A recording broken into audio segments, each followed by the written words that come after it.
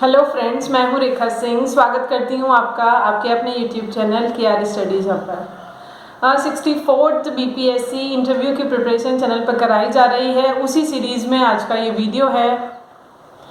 देखिए फ्रेंड्स, सबसे पहले तो मैं बताना चाहूँगी कि आपका रिस्पांस देखकर बहुत अच्छा लगा है चैनल को।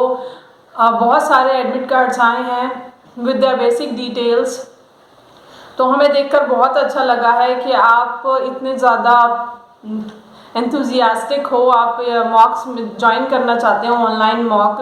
देखिए तैयारी चल रही है ऑनलाइन मॉक के लिए, पैनल से बात की जा रही है और जैसे ही सब कुछ इंश्योर हो जाता है आपको इन्फॉर्म कर दिया जाएगा और मॉक इंटरव्यूज़ स्टार्ट हो जाएंगे। टिल देन आप घर पर तैयारी करते रहिए। आप घर पर अ लिस्ट ऑफ क्वेश्चंस आपको दिया गया होगा, ग्रुप में शेयर किया गया था, उनको प्रिपेयर कीजिए और भी जो एक्सपेक्टेड क्वेश्चंस हैं उनको आप तैयार कीजिए घर पर ही, ठीक है, मिरर के सामने बैठकर, जिससे आपका वे ऑफ स्पीकिंग सुधरेगा, आपका जो कॉन्फिडेंस है वो अच्छा हो जाएगा, राइट। देखिए आपको न्यूज़पेपर्स प्रोवाइड कराए जा रहे हैं ग्रुप पर और आपको मंथली मैगजीन प्रोवाइड कराई जा रही है। देखिए इंटरव्यू में फ्रेंड्स हार्डली 1 मंथ और 2 मंथ ओल्ड करंट अफेयर पूछा जाता है, ठीक है। 1 महीने या 2 महीने उससे पुराना नहीं पूछा जाता है, फाइन। तो आप उतना तैयार कर लीजिए अच्छे से। और कभी कभार तो जिस दिन हम इंटरव्यू देने जाते हैं उस दिन का न्यूज़पेपर में भी क्या था वो बोर्ड मेंबर्स पूछ लेते हैं, तो उस दिन का न्यूज़पेपर भी पढ़ के जाना है आपको। पूछ लेते हैं आज की मेन हेडिंग्स क्या थी, आज अखबार में क्या विशेष आया था, इस तरह से क्वेश्चंस पूछ लिए जाते हैं, ठीक है। 1 एंड लास्ट 2 मंथ का करंट अफेयर पूछा जाता है, तो वो आप सब तैयार करते रहिए घर पर, ओके। जो इम्पॉर्टेंट चीज़ मैंने पर्सनली नोटिस की आपके एडमिट कार्ड्स और आपकी बेसिक डिटेल्स के थ्रू, वो मैं आज आपके साथ शेयर करना चाहूँगी। देखिए फ्रेंड्स, बहुत सारे ऐसे कैंडिडेट्स हैं जिन्होंने अपना ग्रेजुएशन, अपना 10th 12th बहुत पहले किया है, ठीक है। तो बहुत ईयर का गैप हो गया है, किसी का 4 से 6 साल है, किसी का 8 से 10 साल का गैप है, ठीक है। तो यहाँ से देखिए क्वेश्चन बनेगा, that is very sure. Board members आपसे क्वेश्चन पूछेंगे कि आप जो इतना गैप है आपने क्यों लिया, इतने गैप के बाद आपने तैयारी क्यों की, ठीक है। तैयार आप बिहार सिविल सर्विसेज में आने का आपने क्यों सोचा, तो ये कुछ क्वेश्चंस हैं जो आपसे पूछे जाएंगे, इनको आपको पहले से प्रिपेयर कर लेना। देखिए फ्रेंड्स, एक बायोडाटा भरवाया जाता है आपसे, ओके। और तो बहुत सारे क्वेश्चन तो उस बायोडाटा से बन जाते हैं क्योंकि उस बायोडाटा में आपकी बेसिक डिटेल्स भरवाई जाती हैं, ठीक है। तो बेसिक डिटेल्स से क्वेश्चंस बोर्ड मेंबर्स पूछेंगे। आपका 10 12 जैसे बहुत सारे कैंडिडेट्स ने अपने एडमिट कार्ड भेजे हैं, तो किसी ने 2004 में 10th किया है, किसी ने 1998 में भी किया है, ठीक है। ग्रेजुएशन किसी की आज से 8-10 साल पहले हुई है। तो देखिए फ्रेंड्स, आपको पता होना चाहिए कि आपका जो गैप है इंटरव्यू देने जाने तक और आपकी ग्रेजुएशन पोस्ट ग्रेजुएशन के बीच का जो गैप है, उस दौरान आपने क्या किया। देखिए सब कुछ ना कुछ कर रहे हैं, ऐसा नहीं है कि घर पे बैठे हैं या उनके पास कुछ काम ही नहीं है, कुछ ना कुछ कर रहे हैं, या तो तैयारी कर रहे हैं, पढ़ रहे हैं, या कोई जॉब कर रहे हैं। देखिए सबके पास अपना एक कॉज है, कारण सबके पास है, तो बस आपको वही कारण बहुत पोलाइटली बोर्ड मेंबर्स के सामने रख देना है, दैट्स इट। उससे ज़्यादा आपको कुछ नहीं करना है, ठीक है। पोलाइटनेस के साथ बी जेन्युइन देयर, आप जेन्युइन रहेंगे तो आपको बहुत अच्छे मार्क्स मिलेंगे, आई प्रॉमिस यू। जेन्युइनिटी दिखाइएगा वहाँ पर। देखिए कुछ भी कॉज होता है, कोई लेडी है उसकी शादी हो गई उसके ग्रेजुएशन के बाद, पोस्ट ग्रेजुएशन के बाद, ठीक है। Marriage can also be a cause, marriage भी कॉज हो सकता है आपके गैप का। आपकी शादी हो गई तो आपको 4-5 साल सेटल होने में लग गए, ठीक है। उसके बाद आपके अंदर पोटेंशियल था तो आपने सोचा कि तैयारी की जाए, फिर आपका एग्ज़ाम क्लियर हुआ और आप अपीयर हुए इंटरव्यू में आके।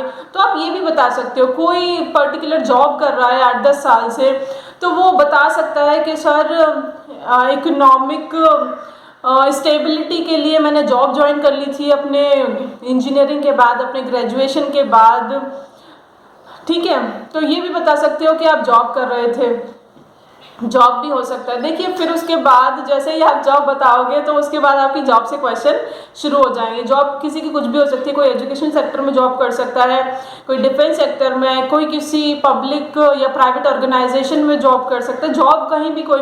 देखिए अपना जो जॉब है वहाँ कोई इश्यू तो नहीं है, उसको अच्छे से कर लीजिएगा। जैसे कोई एजुकेशन सेक्टर में जॉब कर रहा है, ठीक है, तो उससे पूछ, कोई टीचर है, टीचिंग कर रहा है किसी स्कूल में, कॉलेज में, ठीक है, तो उससे पूछा जा सकता है कि अच्छा बताइए जो एजुकेशन सेक्टर है उसमें क्या क्या परेशानियां हैं, क्योंकि आप तो टीचर हैं 4-5 साल से, तो आपको पता होगा कि इस सेक्टर की पर्टिकुलर प्रॉब्लम्स क्या है, आपसे वो पूछी जा सकती हैं, तो आपको पता होना चाहिए। फिर आपसे पूछा जा सकता है कि आप बिहार में जो शिक्षा की व्यवस्था है वो उसको कैसे ठीक करेंगे सिविल सर्विसेज में आने के बाद, तो ये एक क्वेश्चन हो सकता है, ठीक है। आपका जो कोई बैंकिंग में जॉब कर रहा है, ठीक है, बैंकिंग में जॉब करते करते वो तैयारी करना चाहता है और यहाँ बिहार सिविल सर्विसेज को ज्वाइन करना चाहता है, तो बैंकिंग के बारे में पूछा जा सकता है कि बैंकिंग में एनपीए क्यों बढ़ रहा है, ठीक है, बैंकिंग के मर्जर से सरकार को क्या फायदा होगा, ठीक है। तो इस तरह के क्वेश्चंस, आपका जो पर्टिकुलर जॉब है ये आप जानते हो आप क्या जॉब कर रहे हो, तो आप अपने जॉब को अच्छे से तैयार कर लीजिएगा। गैप ईयर देखिए ऐसे ही फुलफिल हो जाता है। कोई 4-5 साल से अगर तैयारी भी कर रहा है सिर्फ बीपीएससी की या फिर सिविल सर्विसेज एग्जाम्स की, अदर स्टेट पीसीएस एग्जाम्स की, और वो कुछ नहीं कर रहा है, तो वो उसको भी जेन्युइनिटी के साथ वहाँ बता सकता है कि सर मैं लास्ट 4 ईयर से प्रिपरेशन कर रहा हूँ।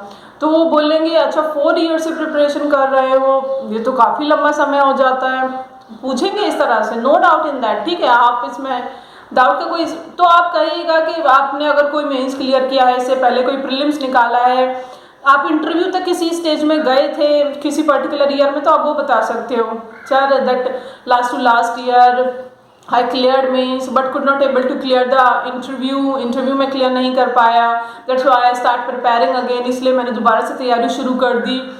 तो इस तरह से आप बता सकते हो, फाइन। कॉज कुछ भी हो सकता है, मैं बार बार कह रही हूँ, आपका गैप ईयर को आपको देखिए इंटरव्यू की कमांड सारी की सारी आपके हाथ में होती है, बोर्ड मेंबर्स के हाथ में नहीं होती है, ठीक है। बोर्ड मेंबर्स, आप अपने आप को ज़्यादा जानते हो, बोर्ड मेंबर्स आपको उतना नहीं जानते हैं। आप जिन जिन एस्पेक्ट्स को, जिन जिन टेरिटरी को आप खोलोगे उनके सामने, आप जो जो एरियाज को उनके साथ शेयर करना चाहते हो, वही एरियाज पर वो क्वेश्चन पूछेंगे, ठीक है। तो आपने इंटरव्यू को सीमित रखिएगा, कुछ क्वेश्चंस होते हैं, देखिए हर क्वेश्चन का कुछ अनएक्सपेक्टेड क्वेश्चन भी होंगे, उनका जवाब शायद हर कोई नहीं दे पाता है, ठीक है, पर एक आध क्वेश्चन छूट जाएगा तो no problem in that, but ज़्यादा से ज़्यादा कोशिश कीजिएगा सारे क्वेश्चंस को आंसर करने की।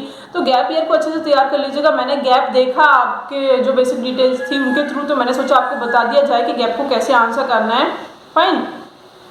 तो आपकी जो जॉब कर रहे हो 7-8 साल से, जो भी ईयर से 2, 4, 6 साल से, तो आप बताइएगा कि सर इकोनॉमिक स्टेबिलिटी के लिए, ठीक है, अपने फैमिली को इकोनॉमिक सपोर्ट प्रोवाइड कराने के लिए मैंने जॉब ज्वाइन कर ली थी।